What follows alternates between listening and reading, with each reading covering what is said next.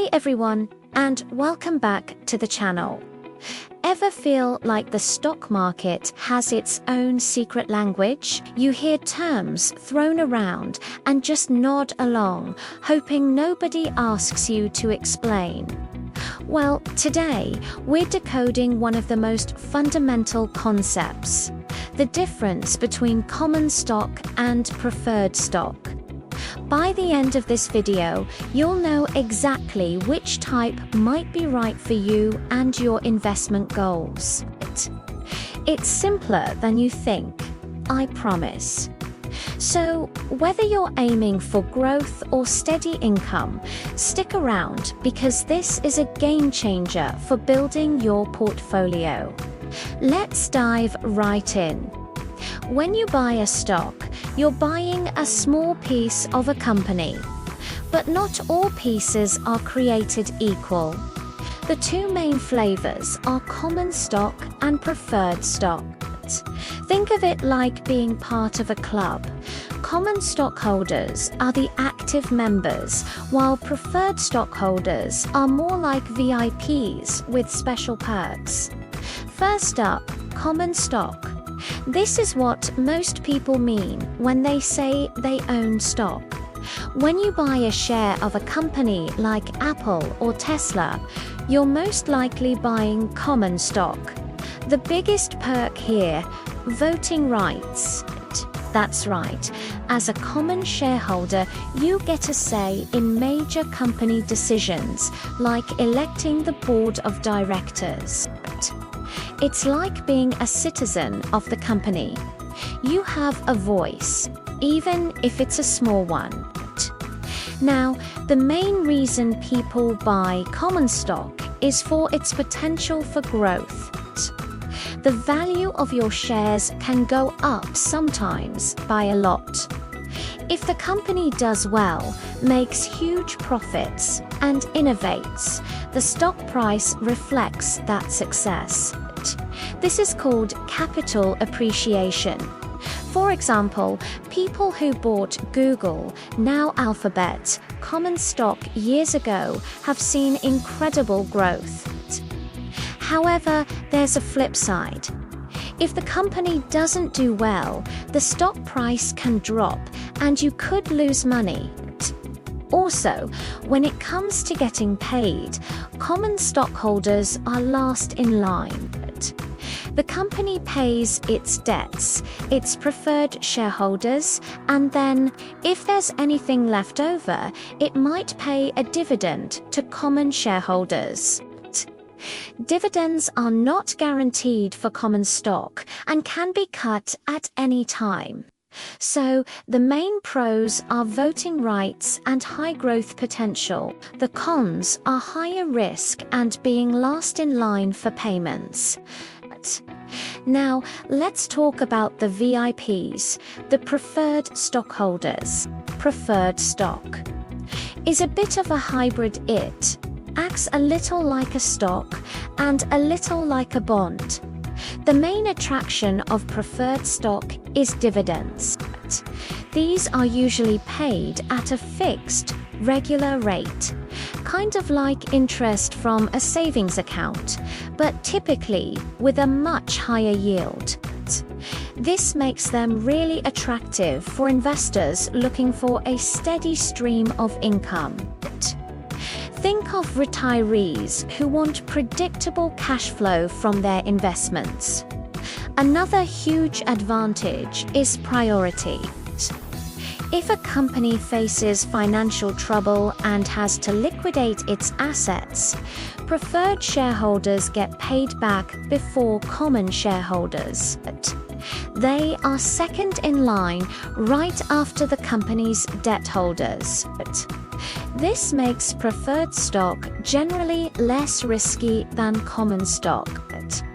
So, what's the catch? Well, for starters, preferred shareholders typically don't get voting rights. You're a silent partner, collecting your payments without a say in how the company is run. Also, while you get those lovely fixed dividends, you usually miss out on the explosive growth potential that common stocks offer. If the company hits a home run and its profits soar, the price of your preferred stock won't skyrocket in the same way a common stock would.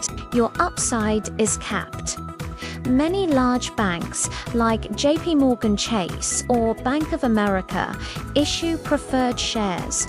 Investors buy them for the reliable dividend income, not necessarily for massive growth. So, the pros for preferred stock are fixed dividends and priority in payments, which means lower risk. The cons are no voting rights and limited growth potential. Let's put them side by side to make it super clear. Imagine a simple comparison table. For voting rights, common stock gets a yes, preferred stock gets a no. For growth potential, common stock gets a high, preferred stock gets a low. For dividends, common stock has variable or no dividends, while preferred stock has fixed, regular dividends. And for priority in payouts, common stock is last, while preferred stock is paid before common stock. Seeing it this way really highlights the trade-offs, doesn't it? You're essentially choosing between having a say and potential for high growth, or giving up that control for the safety of a steady paycheck. So, how do you decide which one is for you? It really boils down to your personal investment strategy and risk tolerance. To you young, with a long time horizon, and can you afford to take on more risk for the chance of higher returns? Then common stock might be your best bet. You can ride the market's ups and downs and aim for that long-term growth. On the other hand, are you closer to retirement? Or are you an investor who prioritizes preserving capital and generating consistent income over chasing massive gains? Then preferred stock could be a fantastic addition to your portfolio. It provides that stability and predictable cash flow. Of course, it's not always an either-or situation. Many savvy investors have a mix of both in their portfolios. They might use common stocks as their engine for growth and preferred stocks as their portfolio's stable anchor, providing income and reducing overall volatility. This diversification can be a powerful strategy. So, to quickly recap, the choice between common and preferred stock is a classic investment decision of risk versus reward. Common stock offers you a vote and the potential for significant capital growth. But it comes with higher risk and puts you last in line for payouts. Preferred stock gives you fixed, reliable dividends and priority treatment if the company goes under. But you sacrifice voting rights and the potential for explosive growth. There's no single better option, only the one that's better for you and your financial goals. Understanding this difference is a huge step in becoming a more confident and informed investor. Now, I'm curious to hear from you. Based on what we've discussed, which type of stock aligns more with your personal investment style? Are you team common growth or team preferred income?